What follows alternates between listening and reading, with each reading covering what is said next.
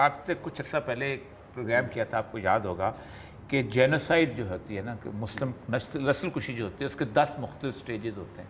और दुनिया में जो जेनोसाइड के माहिर हैं, नस्ल कुशी के माहिर, वो कहते हैं कि 9 स्टेजेस भारत में मुकम्मल हो चुकी हुई हैं, अब सिर्फ 10वीं स्टेज रहती है। एलिनेट करना, लोगों को नाम देना मुख्तलिफ किस्म के, फिर उसके बाद ज़मीन तंग करना, उनके अलग बस्तियाँ आबाद करना, सारा कुछ वो सब कुछ हो चुका हुआ है। अब ये सूरत हाल 14% इसराइल में मुसलमान हैं, 20-22 लाख, लेकिन यहाँ आपको 25 करोड़ के करीब, ये भी 14-15% बनते हैं। लेकिन असल मसला पता है क्या है कि मुझे जो तकलीफ़ होती है कि सैयदुल अंबिया सल्लल्लाहु अलैहि वसल्लम की हुर्मत के ऊपर खड़े होना कभी पाकिस्तान का खासा हुआ करता था, लेकिन वो जो कहते हैं ना, मीरे अरब को आई ठंडी हवा यहाँ से, लगता है सैयदुल अंबिया सल्लल्लाहु अलैहि वसल्लम को वो जो सरजमीन है ना, जिस सरजमीन में ख्वाजा मोइनुद्दीन चिश्ती रहमतुल्लाह अलैह और उसके बाद ख्वाजा बख्तियार काकी और निज़ामुद्दीन औलिया, क्या क्या लोग वहाँ जाके आप देखिए इस सगीर पाक व हिंद के सारे बड़े मजहब, यानी देवबंदियों का मरकज़ वहीं, बरेलवियों का मरकज़ वहीं, तशय्यो का मरकज़ वहीं, अहले हदीस का मरकज़ वहीं, अपना उसके बाद तबलीगी जमात का मरकज़ वहीं, और उसके साथ आप देखें कि खिलाफत मूवमेंट से कौन शाह वलील्लाह सबसे बड़ा नाम वो भी उसी इलाके में पैदा हुआ। तो मुझे लगता यह है कि हिंद के मुसलमान जो हैं वो छा रहे हैं सब। असद वैसी को लोगों ने ठुड्डे मारे, निकल जाओ तुम यहाँ से, हम रसूल सल्लल्लाहु अलैहि वसल्लम की हुर्मत के ऊपर खड़े होते। और ये बड़ी बात है। मैं इकबाल की मैं पढ़ रहा था इकबाल कि मीरे अरब को आई ठंडी हवा यहाँ से। देखिए रसूल सल्लल्लाहु अलैहि वसल्लम के ज़माने में हिंद अलहदा था, हम लोग सिंध थे, खुरासान अलहदा था, और आपने हिंद से खुशबू देखिए। इसका मतलब यह है कि ये जो 70 साल इंडिया के मुसलमानों ने मार खाई है, जो उन्होंने हिंदू का चेहरा हमने नहीं देखा उस्मान साहब, सही, हम तो सुकून से इत्मीनान से आराम से बैठे हुए हैं। उन्होंने रोज़ देखा है हिंदू को, उन्होंने रोज़ देखा है कैसे ज़िंदगी गुजारते हैं। मैं वही तो कहता हूँ कि पाकिस्तान के मुसलमानों को एक दफ़ा ट्रेन पे बिठा के एक दफ़ा इंडिया की सैर करवा के आए, तब उनको पता चले कि क्या। जो बात सोहेल साहब ने कही वो बड़ी कि अब बीजेपी की क्यादत जिन हाथों में आ गई, पहले बड़ी संजीदा अटल बिहारी वाजपेयी वगैरह, या वो जो दूसरे थे, कौन से थे, सबसे बेहतर अडवाणी, वो दूसरा वो जो यशवंत सिन्हा वगैरह ठीक ठाक लोग थे। मैं अडवाणी से मिला था। अडवाणी तो है, हालांकि वो बहुत खौफनाक समझा जाता था, लेकिन अडवाणी बेहतर आदमी था, वाजपेयी बेहतर आदमी था इनमें से।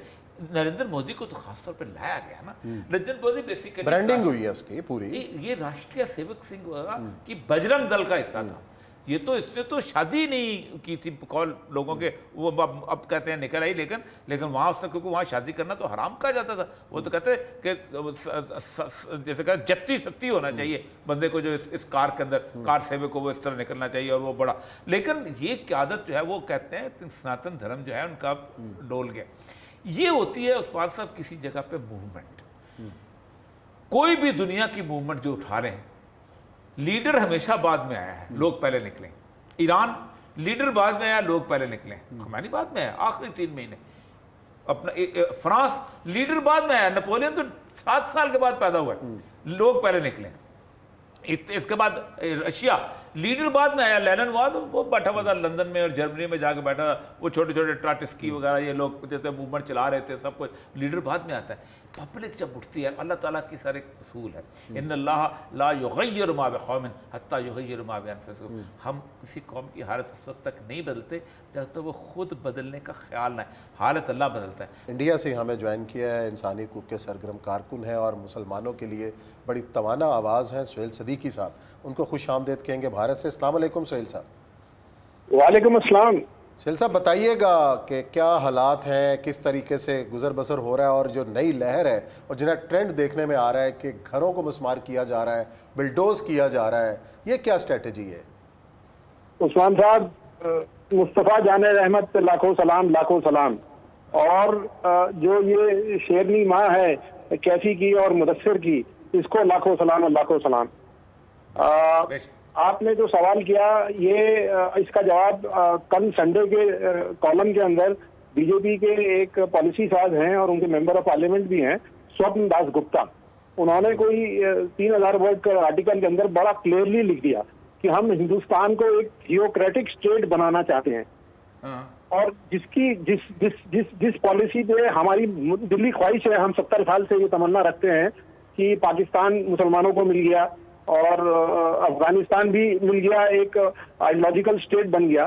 तो ये उस उसका हिस्सा है जो इस वक्त जो है हिंदुस्तानी मुसलमान जो है, जिसके उनके रास्ते की रुकावट फौलाद की तरह खड़े हुए।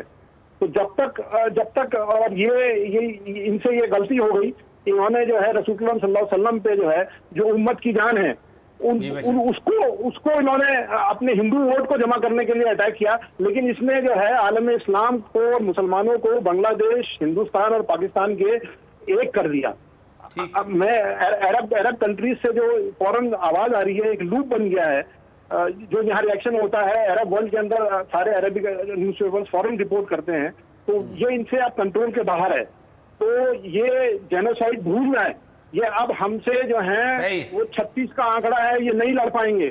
आप ये अंदाजा लगाइए कि उस गरीब औरत है बिल्कुल एकदम, जिसका बच्चा शहीद हुआ है, वो क्या कह रही है कि मेरे एक बच्चा गया, मुझे इसका कोई अफसोस नहीं है, 1000 बच्चे और पैदा हो जाएंगे। सुभान अल्लाह, सुभान अल्लाह।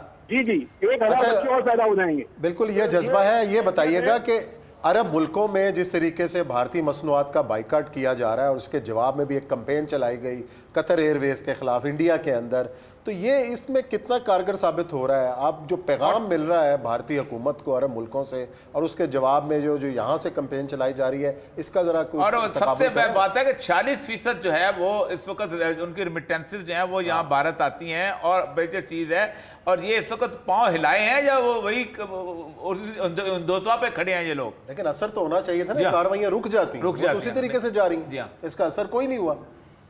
सर ये जाहिलों की हुकूमत है इस वक्त जो हिंदुस्तान में है। इनके यहाँ जो समझदार तबका था बीजेपी का, वो जब तक उनके हाथ में बीजेपी रही तो बीजेपी एक डिफरेंट पार्टी थी। ये जाहिलों का तबका है, इनसे बहुत बड़ी गलती हो गई।